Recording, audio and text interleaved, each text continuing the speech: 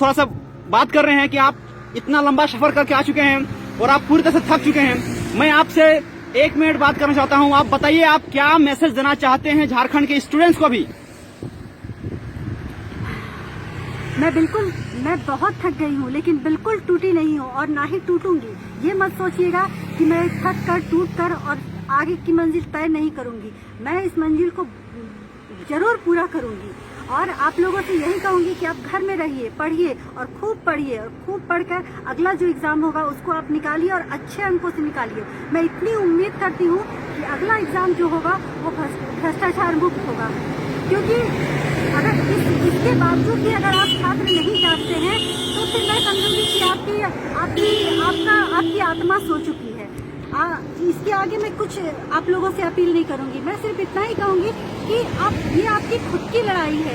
ये मैं किसी और के लिए नहीं लड़ रही हूँ या किसी मतलब कारण बस नहीं लड़ रही हूँ। सिर्फ इसलिए लड़ रही हूँ कि ये आपकी खुद की लड़ाई है, ये आपकी हक की लड़ाई है। आपका हक छीना जा रहा है, आपका हक छीन के दूसरों को दिया जा रहा है। ये आप कब समझोगे? आप खुद जागरूक हो।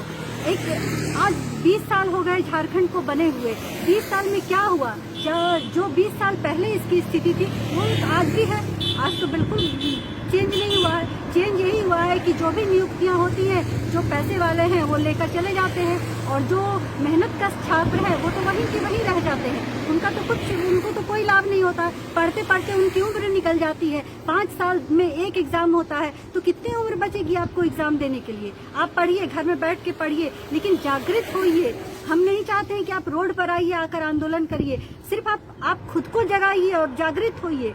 कब जागिएगा आप? अब नहीं जागिएगा तो कभी नहीं जागिएगा। आपका हक दूसरा कोई लेकर चले जाएगा। इससे ज्यादा मैं आप लोगों को कुछ नहीं बोलूंगी, आप खुद समझदार हैं। जी धन्यवाद आपका, बहुत बहुत धन्यवाद। आप क्या चाहते हैं? देखिए, हम पदयात्री हैं, छात्र उद्यान पदयात्री के रूप में आज पूरे झारखंड में कोना कोना में हम लोगों को लोग देख रहे हैं, जान रहे हैं कि हम लोग भ्रष्टाचार के खिलाफ, झारखंड के लगातार हो रहे नियुक्तियों में गड़बड़ियों के खिलाफ और झारखंड में नियुक्तियों में बढ़ रही तानाशाही के खिलाफ हम ये छात्र उद्यान पद यात्रा निकाले हुए हैं।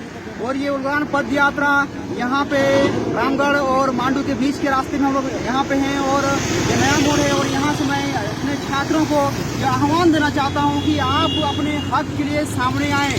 झारखंड में लगातार नियुक्तियों में भ्रष्टाचार हो रही है, अन्याय हो रहा है और ये बोलबाला काफी ज्यादा अपने चरम सीमा को पार कर चुका है। तो मैं सारे अभ्यर्थियों से नम्र निवेदन करता हूं कि वो अपने हक की लड़ें। ये छात्रों के लिए, छात्रों के द्वारा छात्रों की लड़ाई है और इसलिए उन्हें स्वयं प्रकट होना पड़ेगा।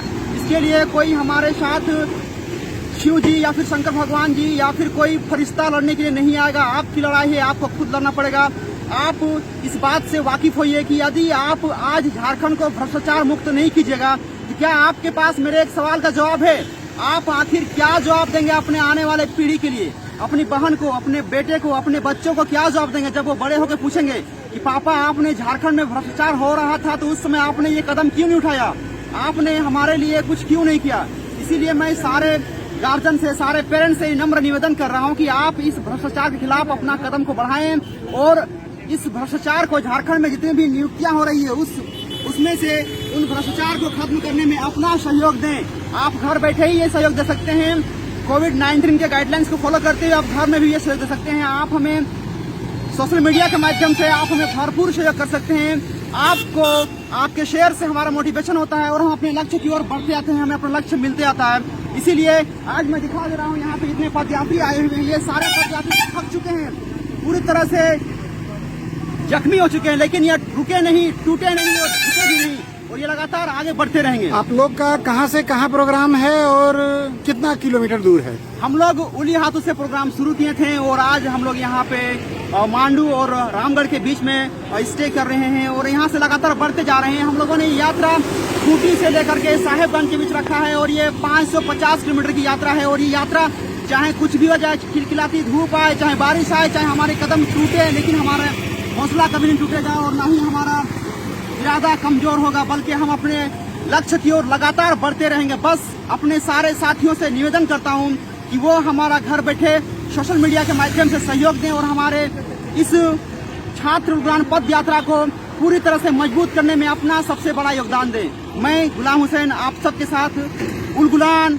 उलगुलान उलगुलान।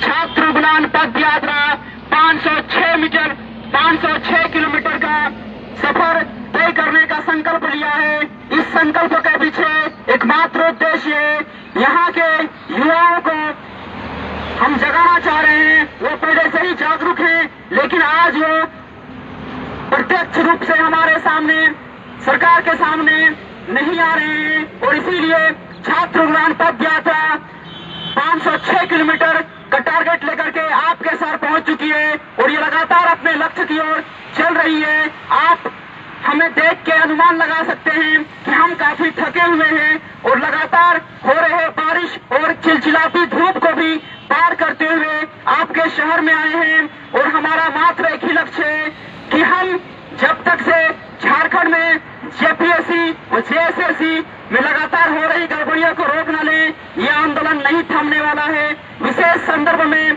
छठी जेपीएससी में लगातार हो रही महागड़बड़ियां और व्यापक घोटाले सामने आ रहे हैं। हम कुछ घोटालों को, कुछ गड़बड़ियों को, कुछ ऐसे मांगों को, ऐसी गड़बड़ियों को आपके सामने हम ला के रखेंगे जो आपकी आंखें खोल देगी। यहाँ पे कुछ गड़बड़ियां ऐसी हुई है कि पीटीएस स्तर पे आरक्षण नहीं देना, और यहाँ के उसके माध्यम से मूलवासियों को, एसटी एससी ओबीसी को ठगने का प्रयास किया गया है।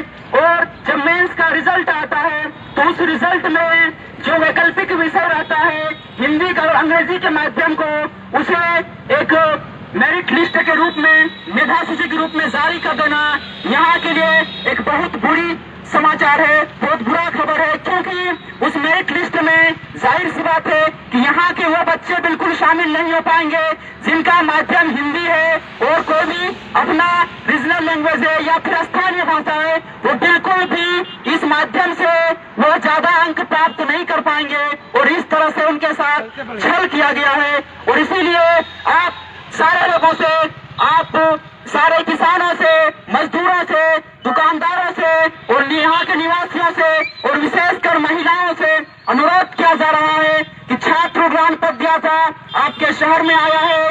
उठो, जागो और तब तक भागो जब तक आपको आपका अधिकार नहीं मिल जाता है। छात्र उड़ान आपके शहर में आया है। उलगुलान, उलगुलान, उलगुलान। पवित्र पावन स्थल पर चल कर आए हैं, और हम लोग पैदल चल रहे हैं, और हम लोग लगातार साहेबगंज, बरहेट, भोगनाडी तक पैदल चलेंगे, और 550 किलोमीटर की दूरी को तय करेंगे।